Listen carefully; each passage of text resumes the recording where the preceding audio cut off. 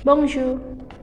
Tahu nggak, di abad 18, Prancis memiliki seorang penulis yang karya-karyanya sangat filosofis. Ia bernama Voltaire atau François-Marie Arouet. Berkat karyanya yang luar biasa sepanjang tahun 1694 hingga 1778 disebut dengan abad Voltaire. Bahkan hingga 300 tahun setelah kepergiannya, di Paris diadakan pameran tentang riwayat hidup dan karya-karya Voltaire yang bertemakan Voltaire dan Eropa di Musée de la Monnaie. Keberhasilan Voltaire dalam menulis membuat ia mudah bergaul dengan para kalangan atas. Namun, kepiawaiannya dalam menulis juga membawanya ke dalam penjara. Terakhir kali, ia diasingkan ke Inggris. Melalui menulis, Voltaire berambisi mendapatkan nama yang lebih terhormat daripada hanya sekadar nama yang didapatkan dari keturunan seorang bangsawan. 3 karya besarnya yang telah diterjemahkan ke dalam bahasa Indonesia yaitu Zadig ou la Destinée atau Suratan Takdir dalam bahasa Indonesia, kemudian Candide, dan yang terakhir adalah L'Ingenue atau Si Lugu. Nah, coba kali ini kita dengerin sedikit cerita tentang Roman Zadig.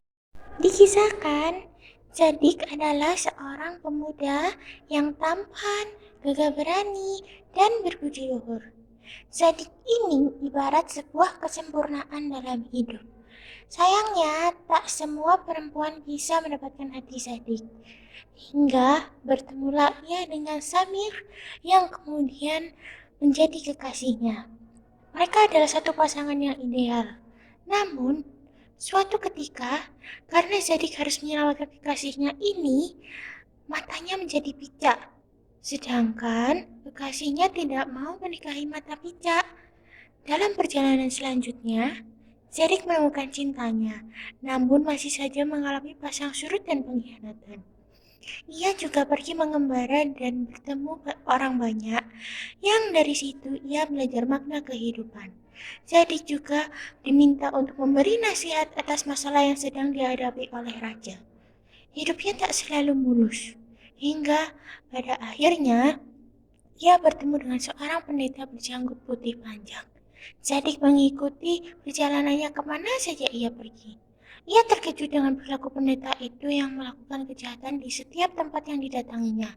Ternyata ia adalah seorang malaikat yang kehadirannya mengingatkan Zadig bahwa semuanya telah digariskan dalam takdir. Sang pendeta pun meminta Zadig untuk kembali ke Babilonia. Setibanya di sana, ia kemudian menjadi raja dan hidup bahagia dengan Astarte. Samir dan Azora, mantan istri Zadig, menyesal telah meninggalkan Zadig. Itu tadi sekilas tentang Roman Zadig, bahwa apapun yang terjadi dalam hidup ini sudah digariskan dalam garis takdir. Banyak hal yang tidak berjalan sesuai dengan rencana dan harapan. Maka jalan satu-satunya adalah jalani sebaik yang bisa dilakukan. Abi yang tudong lo teristoa, merci.